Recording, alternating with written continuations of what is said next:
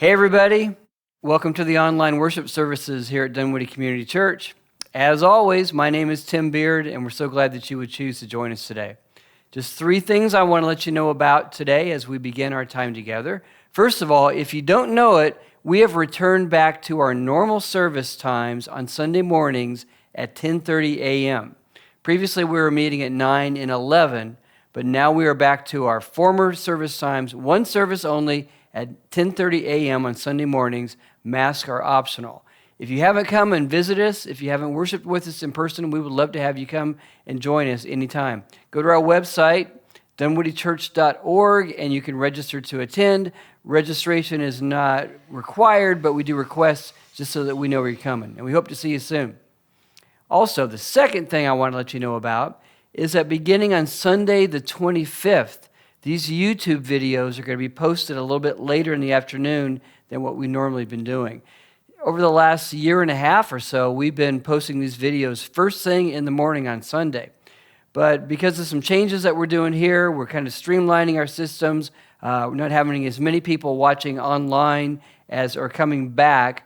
We're going to be posting these videos sometime in the mid-afternoon. So beginning Sunday 25th, if you want to watch our worship service, don't go online to check it out until maybe 3 or 4 in the afternoon, and we will continue in that format into the foreseeable future. The third thing I want to let you know about is, I hate to say it, but we're already looking at our fall kickoff time. Here we are in the middle of July. Well, schools start here in Georgia in early August, so we are looking at Sunday, August the 8th as our official kickoff Sunday for our fall season of ministry. We have a lot of exciting special things planned for you, and we'd love to have you come back and join us, but be sure to be with us, especially on August the 8th as we kick off our new season of ministry.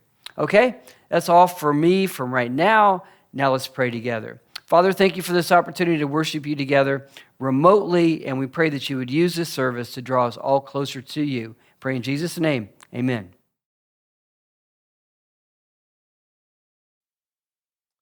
Welcome back to 1 Corinthians. Grab your Bible and turn to 1 Corinthians 11. We're moving into a new chapter, which, as you've heard me say before, Paul didn't write chapters. They're just sentences and paragraphs for him. But we may be moving into a new topic. We'll talk a little bit more about that because this is one of the most difficult places in Corinthians to preach. A friend of mine, one of our elders, Larry Heron, was on staff at a church in Texas, and he tells a story about someone asking his senior pastor, Dr. So-and-so, what do you do when you come to these difficult passages of Scripture? How do you preach them? And his response was, that's easy. You don't. That's an easy way to avoid these difficult parts of Scripture. But we don't have that luxury when you preach like I preach, which is you start at the beginning and you move through. So, 1 Corinthians chapter 11, all the commentaries that I read, and I read a lot of them in preparing this, they all begin with something like, this is a really hard chapter to translate, or especially this first half. This is very difficult to understand what Paul's argument is here. And so we'll talk about that. I'm going to read the first half of chapter 11 to you. Then we're going to talk about what the issues are. What don't we know? What are the problems? And then we'll talk about, what do we know? What can we do with this? How does this matter to our lives? Because the Scriptures tell us that all Scripture comes from God, and it's all profitable. So how is a passage that is very difficult for us to understand going to be profitable for us today? So follow along with me, read with me, 1 Corinthians chapter 11. I'm going to read the first 16 verses. I praise you for remembering me in everything and for holding to the traditions, just as I passed them on to you. But I want you to realize that the head of every man is Christ, and the head of the woman is man, and the head of Christ is God. Every man who prays or prophesies with his head covered dishonors his head. But every woman who prays or prophesies with her head uncovered dishonors her head. It's the same as having her head shaved. For if a woman does not cover her head, she might as well have her hair cut off. But if it is a disgrace for a woman to have her hair cut off or her head shaved, then she should cover her head. A man ought not to cover his head, since he is the image and glory of God. But woman is the glory of man. For man did not come from woman, but woman from man. Neither was man created for woman, but woman for man. It is for this reason that a woman ought to have authority over her own head, because of the angels. Nevertheless, in the Lord, woman is not independent of man, nor is man independent of woman. For as woman came from man, so also man is born of woman. But everything comes from God. Judge for yourself. Is it proper for a woman to pray to God with her head uncovered? Does not the very nature of things teach you that if a man has long hair, it is a disgrace to him, but that if a woman has long hair, it is her glory? For long hair is given to her as a covering. If anyone wants to be contentious about this, we have no other practice, nor do the churches of God. Okay. The first question we have to ask is this a new section or not? You know, normally in the past, I don't know if you remember, but Paul has told us usually what the issues are. He said, now about the matters you wrote, now about marriage, now about virgins, now about meat sacrificed to idols. In chapter 12, he'll begin with, now about the gifts of the Spirit. I mean, he signaled to us that he's answering their questions. He doesn't have that signal here.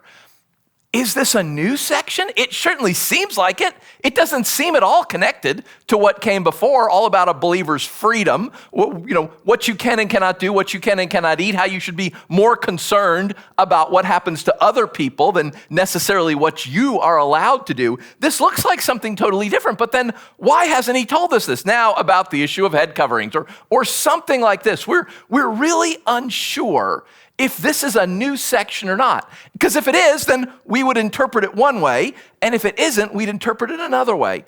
We also have an issue with this word head.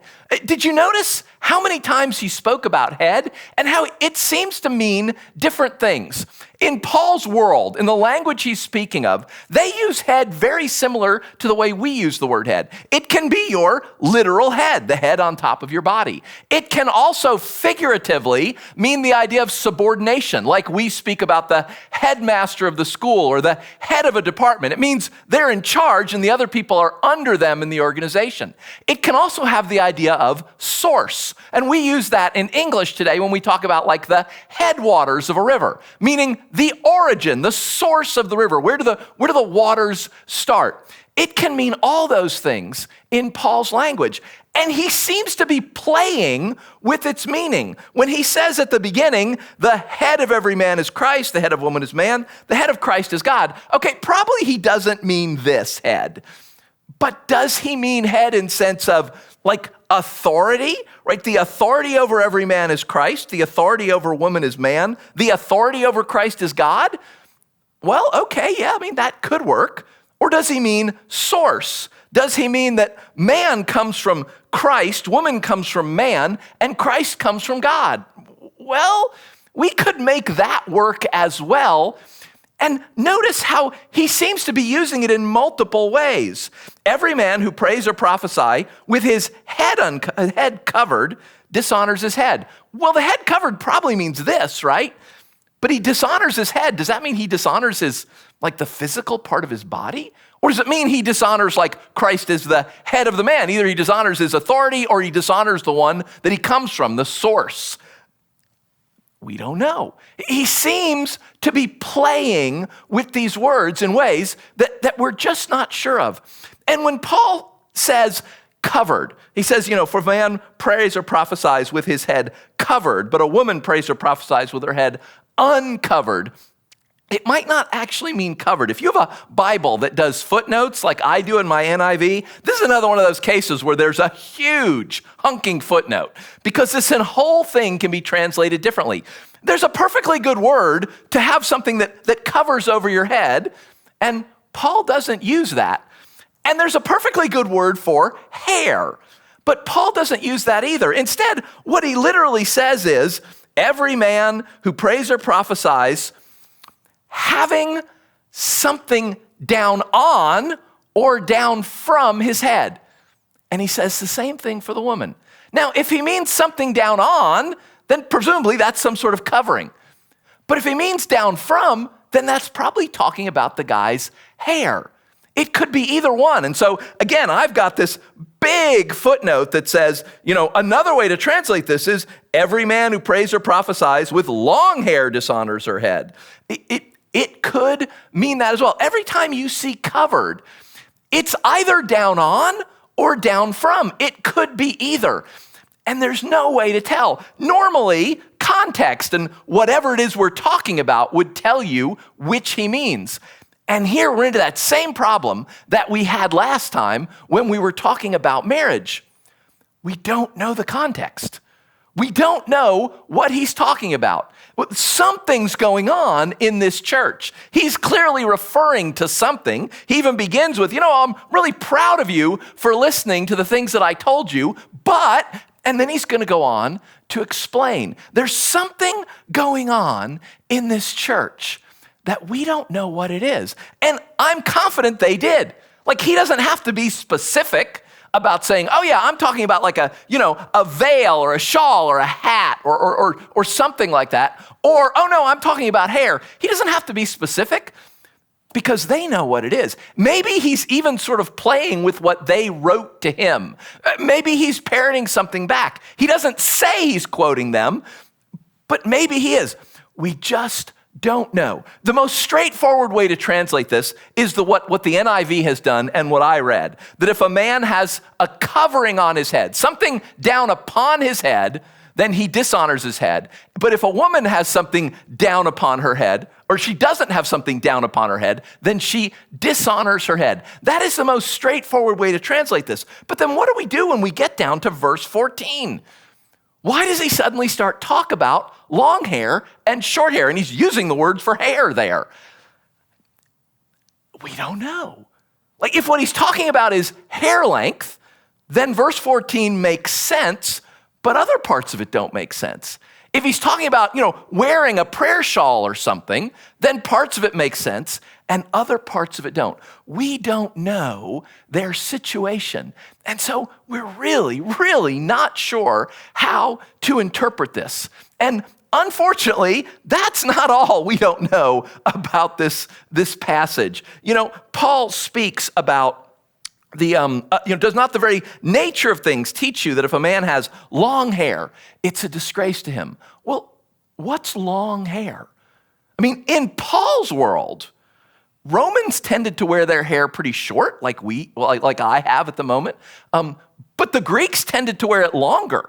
Like, we have statues and we have frescoes and we have paintings on vases and we have murals and all sorts of things from the ancient world. We have lots of pictures of men and women in the ancient world. We know that the Greeks often had shoulder-length hair. Now, the soldiers would often cut that off because you don't want long hair when you're going into battle. But if you're not in the military at the moment, the Greeks often wore their hair much longer. The Romans often wore their hair cut quite short. So what's long hair? Like, a woman having long hair in his world probably means down to her waist or more. Does he mean that like literally it has to be as long as whatever they thought the length was? Or does he just mean this in terms of whatever your culture is? Boy, we really have no idea. And what does Paul mean? Does not nature teach you that? Well, the natural world does not teach us that females have long hair. I have a male dog and a female dog at my house. The female dog doesn't have longer hair than the male dog does. I don't know of any mammal that is differentiated by long hair versus short hair. That doesn't seem to be nature. And among the Jews, there was what's called the Nazirite vow. It's from the Old Testament. And in that vow, a guy didn't cut his hair. Like, as long as the vow lasted, 1 month, 6 months, a year, 2 years, however long he took that Nazirite vow, he didn't cut his hair. And it looks like from Acts, Paul took that vow at least once. So there was a period of time where Paul was letting his hair grow. What does Paul mean by nature? Again, presumably, they knew exactly what he was talking about. He even says it to them. Look, judge for yourself. Don't you know that this is true? He's talking about something that they understand, but they don't. Back in verse 10, Paul says, it is for this reason that a woman ought to have authority over her own head because of the angels. That's a pretty literal translation of what Paul says, but it's not very good English. For this reason, a woman ought to do this because of angels. Is that the same thing? Is the reason the angels? And what does it mean, have authority on her head? If you're reading another translation, it might say something like a sign of authority on her head. Because as translators, they have to maneuver it. They have to massage it a bit to make it into English, to make it have sense. What does it mean for a woman to have authority on her own? Is Paul saying, oh, she is able to do this? Or is Paul saying she's not able to do this? Boy, We just don't know. And finally, if you have footnotes, you might also notice that everywhere it says men and women, it will be footnoted that actually that could be husbands and wives. In the language that Paul is writing in, the word for man, meaning male, and the word for woman, meaning female, they're the same word as husband and wife. They don't have separate words for those. And that's true in a lot of languages. We actually do that ourselves. At the end of a wedding service, I pronounce you man and wife. Well, what, I'm pronouncing you're a guy, you're male. Oh, but she's married? No, of course not. We mean husband and wife. But that's not the way that we say it. Lots of other languages do that. When we spoke French, the word for woman in French is also the word for wife. It's not any different. Whenever you see man or woman, it could also mean husband and wife. And normally, when you see them together, it always means husband and wife. Just like if we say, man and wife, right? Obviously, man means husband in that case. When you see man and wife together in the Bible, we usually assume it means husband and wife, or man and woman, husband and wife. And yet in this case, he seems to be speaking much more generally than that.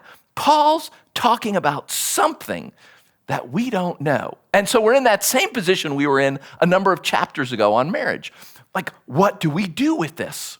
So what do we know about what's going on in the world at this point in time? What are the possibilities of what Paul is saying? So if we were to take this just simply and literally, that Paul is saying, guys, don't cover your head when you pray. Women, do cover your head when you pray. Or maybe, guys, you need to have short hair when you pray. Women, you need to have long hair when you pray. Whatever short and long means, because it meant different things to Romans than it did to Greeks. If Paul's saying that, that's a strange thing to say. Like, he talks on and on to women about the need to cover their head. The thing is, women always covered their head in this culture. In every culture everywhere, there are parts of your body that it's okay to show, and there are parts that aren't. So here, look, you're looking at my hands, right? They're totally uncovered.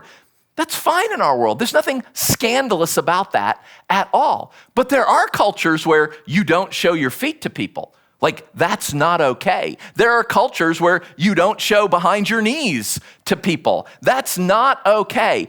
In this culture, women cover their hair. You don't show your hair outside your family. And there's still cultures like that today. That was normal for them. So why in the world is Paul saying to women, hey, you who, you're normally covered whenever you go out. You would expect every woman in church in this world to have a head covering on it. Women often wore a shawl, and so they would just, they just pull that up over their head. You've probably seen women do this. Like, when it's raining out, people take their jackets and put it up over their heads. That's what women would do in this world. Or they could put on a veil or something like that. But again, we have lots of sculptures, frescoes, murals, paintings on vases, all sorts of stuff. Women in public, they've got a shawl or something over their head. So why is Paul making such a big deal about, hey, women, you definitely need to cover your head? I mean, that's like somebody saying to me, hey, Jeff, you definitely need to wear clothes when you preach. This whole thing of preaching naked, we're not okay with that. Of course they were covering their head. What is scandalous about what Paul says, if we take it literally about a head covering, is that Paul's telling men not to cover their heads. In Paul's world, in the Greco-Roman world, both the Romans, the Greeks, the Jews, you always covered your head when you were doing religious duties. It was a sign of honor and respect towards the deities. You absolutely covered your head. The emperor, the original emperor is a guy named Augustus. There's statues of him all over the ancient world because, he was the emperor, so he made a lot of statues. His head is uncovered normally. But when he's got on his religious robes, because as the emperor, he was the Pontifex Maximus. He was the high priest of all of Rome and all of the Roman Empire. When he's wearing that, his head is covered. He's got a shawl up over his head because you always cover your head when you're going before a God, when you're worshiping, when you're doing something, you're offering something to the deity. If this is to be taken like literally, it's just about covering your head. The scandalous thing in their world that Paul's saying is, guys, You need to uncover your head. Like when Paul said, women, you need to have your head covered. Everybody in Corinth would be going, yep, of course. When Paul said, men, you need not to cover your head, like that's scandalous. You can't do that. That's disrespectful. That dishonors your God.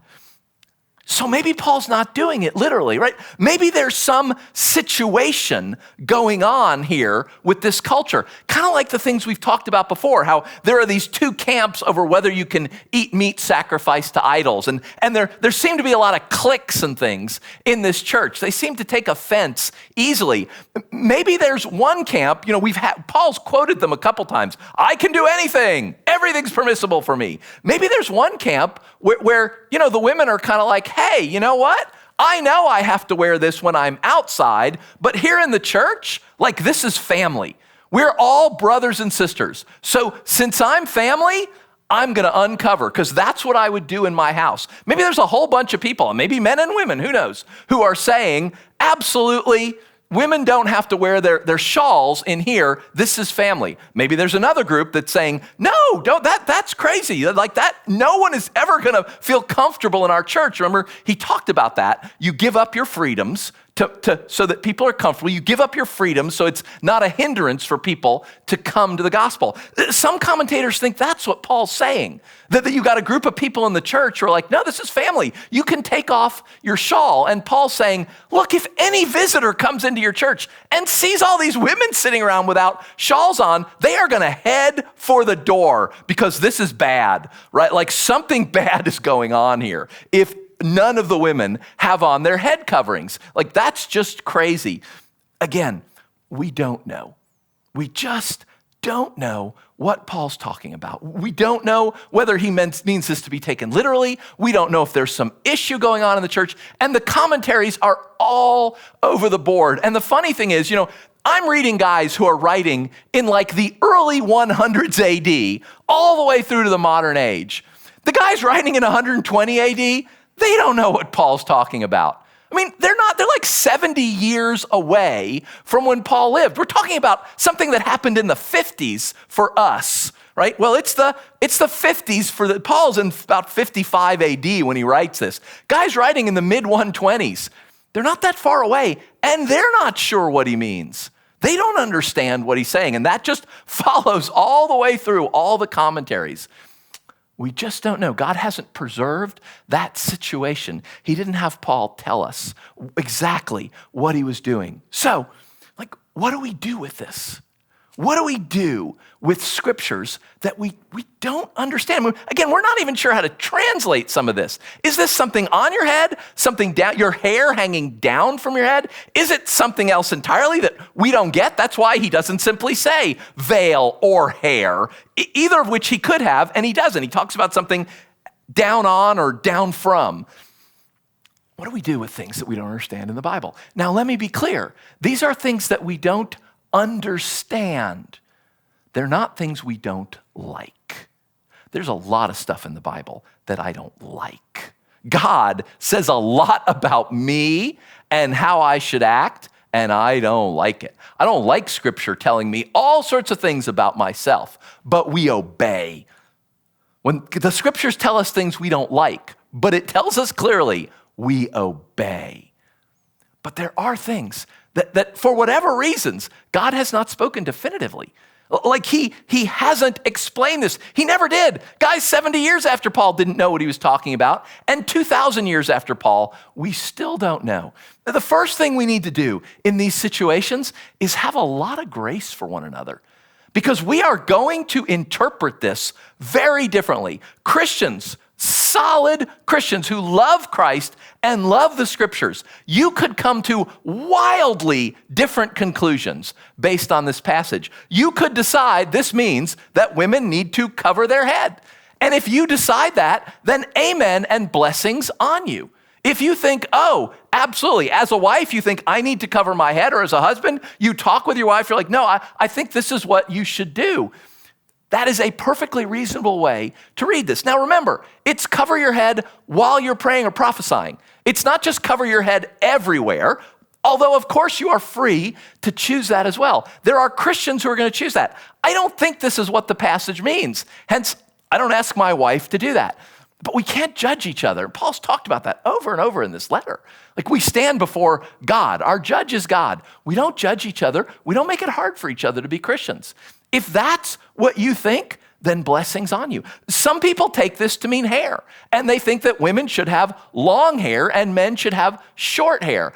And if that's what you think this is about, blessings on you. Obey it. Do what you think the scriptures say. And again, I don't think that's what it means either, because I'm not insisting, that my wife wear her hair down to her waist or anything like that. So, word of Jeff, right? I think Paul's talking about something going on in this church. Maybe like women taking off their shawls and it freaking out visitors. I don't know. But I think there's something in here going on so that it probably doesn't apply to us. But I could be wrong. I may stand before Jesus one day and he'll be like, Jeff, why didn't you have your wife cover her head when she was praying? I told you to do that in Paul's letter to the Corinthians. And I will have to apologize to the Lord for that. And I'll have to apologize to you for not telling you flat out. But I don't think so, because I think if he wanted that, he would have been a lot more clear. Most of the scriptures are very clear. I think it was Mark Twain that said, it's not the things I don't understand in the Bible that bother me. There's plenty of things in the scriptures that we do understand just fine. We just need to obey them.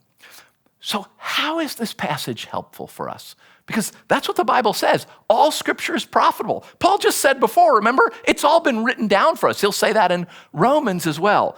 Why has God written this for us? How's it profitable for us today? I think that one thing, or it's actually more than one, but one idea that we can absolutely say this passage teaches us on is the idea of gender. Gender is a hot topic in our world today. And so I find it encouraging that there's a passage that seems to speak pretty clearly about gender. Now, again, I don't know the situation and I don't know what the specifics mean, but I do know there's some pretty clear things taught in here about men and women. And as always, the Bible has such a more nuanced, such a more complex, and such a more balanced view of topics about humanity than most of humanity does. Oftentimes we end up just in two polar opposite camps. And that's kind of what is happening with the issue of gender in our world today. And as always, what the scriptures say is so much more nuanced. So what does Paul tell us about gender that we can say, okay, whatever else he's saying about the specifics, he's definitely saying this. I see Paul saying three things about gender, and they play into how we view gender today. Because up until recently, let's say the modern West, before that, all over the world, everywhere, you had what we would call the traditional view of gender.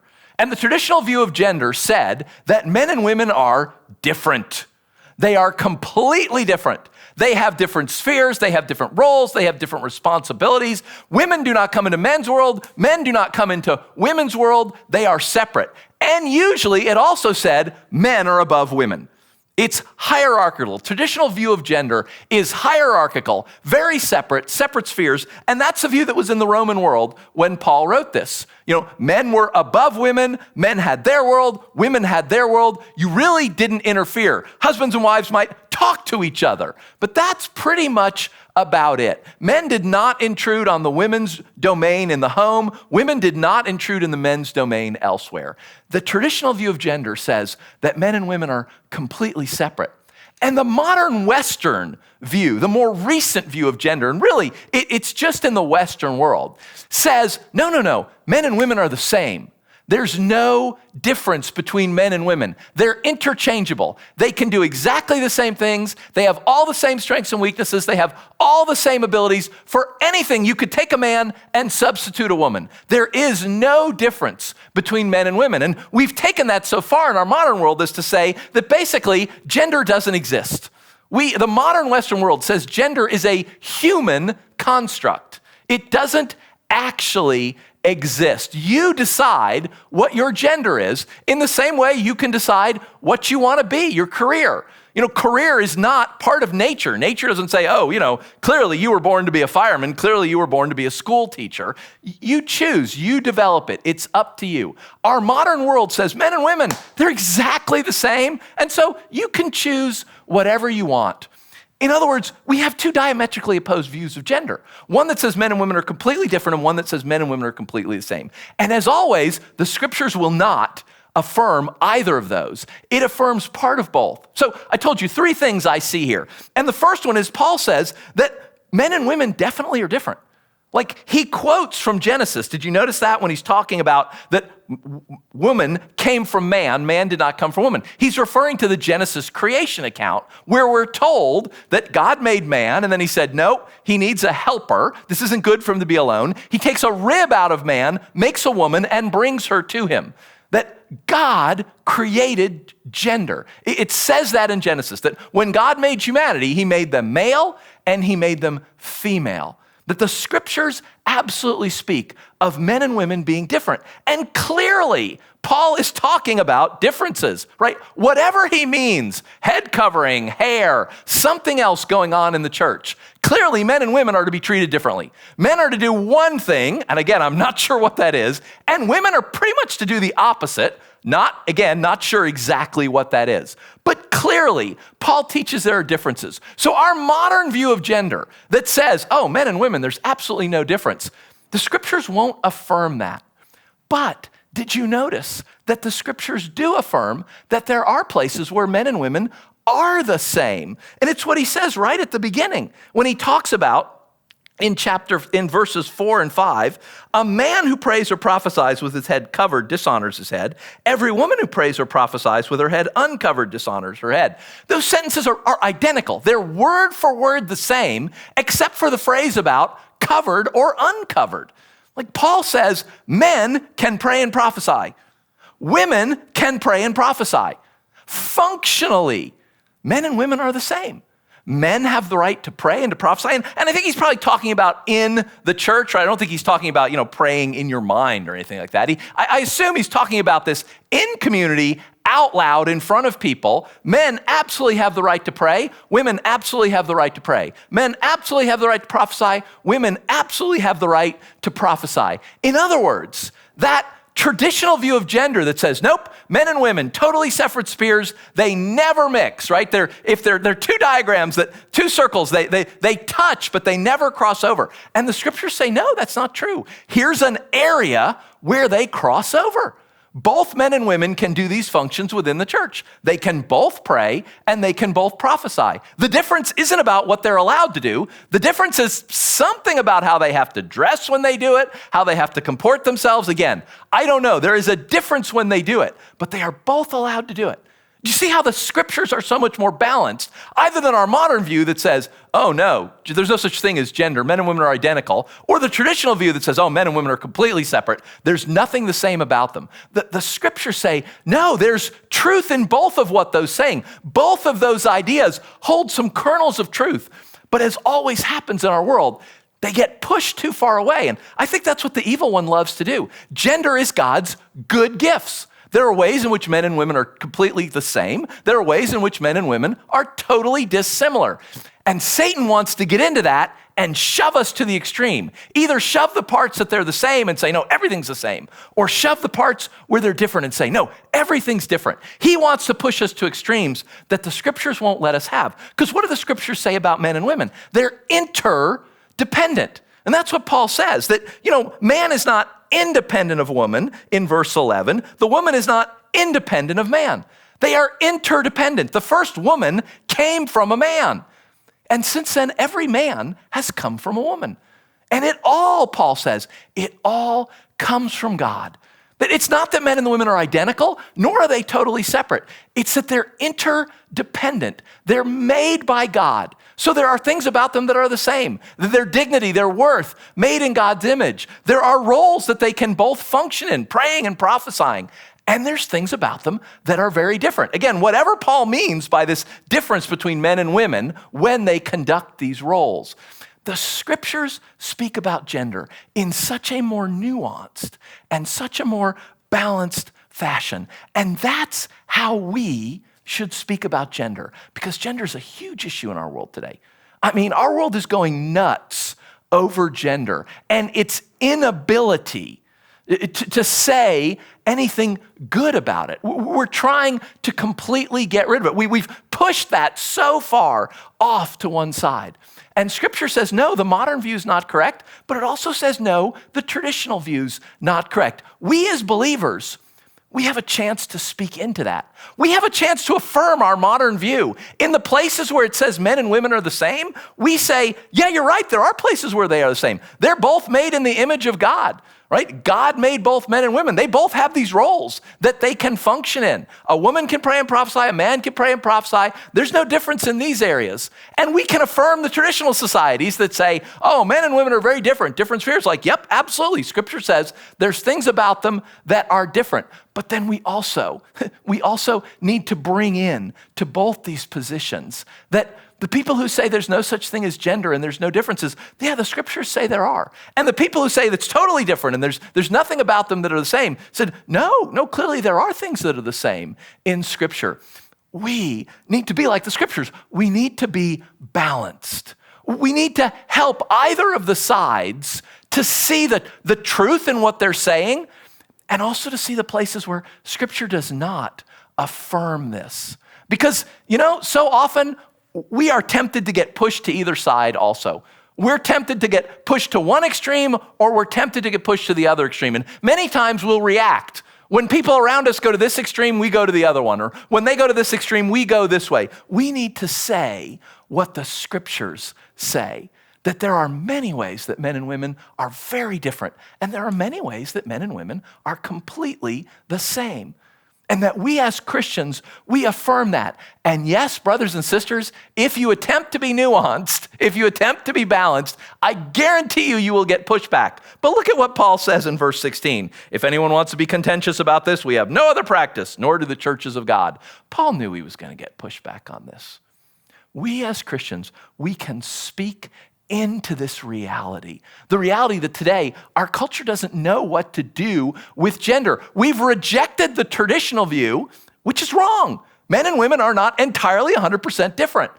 And we've flung ourselves over all the way to the other side to say, no, they're 100% the same. As believers, we need to speak the truth. You need to not be afraid to speak the truth. You need to expect exactly what Paul expected. He was going to get pushback. But I think that's a way that this passage helps us. So I'm going to pray that over us. Tons of stuff about this passage I don't understand, but this I think is clear. Like Paul is clearly saying these three things about gender. There are ways men and women are very different. There are ways men and women are completely the same. Either way, they're both created by God. They're interdependent. We are not independent of each other. We are interdependent with each other. I'm going to pray that God will speak to you about that. That if you have places where you can speak to others, the balanced view of Scripture, where you can affirm people in either of those camps for the way they're correct and encourage them to believe what the Word of God says. And I'm going to pray we have courage because I know that's hard. And I know we're going to get pushback from that. So pray with me. Jesus, thank you. Thank you. You invented this. You invented men and women. And of course, because that's a really, really good thing, then the evil one comes in and tries to do all he can to destroy it. So Jesus, I pray for us as a church. I pray for your followers that we would not fall for his schemes to try and push us to one direction or another. We would not fall for the modern lie that men and women are interchangeable. And we wouldn't fall for the ancient lie that men and women are completely, totally different and their spheres never touch. I pray, Jesus, that you would work in us the truth of at least what I understand this passage to be saying. Even in spite of all that I don't understand, I understand this much, that there are ways that men and women are the same, and there are ways that men and women are very different. And Jesus, help us to speak that truth. Help us to affirm people in the places where they say what Scripture says, and help us to gently challenge and correct them in the places where they don't say what Scripture says. And Lord, give us courage. I know our world has become so polarized on this issue that both sides are going to hate us in some cases for not affirming that they are 100% correct. But give us courage to do what Paul is doing, to speak into a delicate situation where he knows there's going to be contention. He's well aware that what he is saying is going to ruffle feathers, but it's truth, and he needs to say it. Give us courage, Jesus. We pray in your name. Amen. Now, let's end with something I absolutely understand, which is, interestingly enough, in the next section of Corinthians. So I only have to turn over one page to read what Paul will write the Corinthians in the very next section about the Lord's Supper. This we understand. This is not a debatable issue.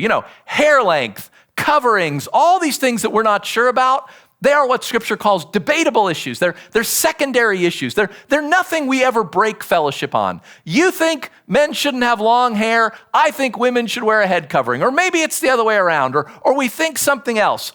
We are gracious to one another and say, well, here's what I believe. Because Scripture says, hey, believe what you're going to believe. Hold to it tightly. But then also remember that brothers and sisters may disagree with you, and that's okay. But this is not a debatable issue. This is not a contentious issue. This we know. The Lord Jesus gave himself for us. So here's what Paul writes to the Corinthians. What I received from the Lord is what I pass on to you. The Lord Jesus, on the night he was betrayed, took bread. And when he had given thanks, he broke it and he said, this is my body, which is for you. Do this in remembrance of me. So church, let's remember. This we are sure of. Jesus has died for us and saved us by his own body on the cross. Let's take the bread.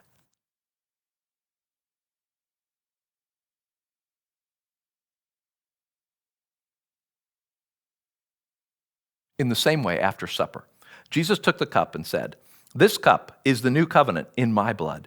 Do this whenever you drink it in remembrance of me. So again, church, let's remember what is undeniable, what we don't doubt, what is abundantly clear from Scripture, that Jesus shed his blood to save us so that we could be with him after we had rebelled and run away.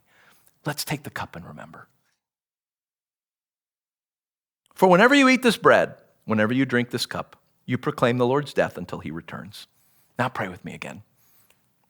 Thank you, Lord.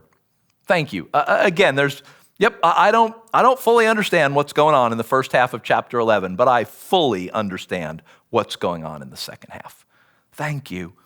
Thank you that you have seen your own body broken for us. You have shed your blood for us. Thank you. We are so grateful. Lord, we pray for your Spirit to be at work in us, that we would do just what Paul tells Corinthians to do in the second half of 11. We would remember.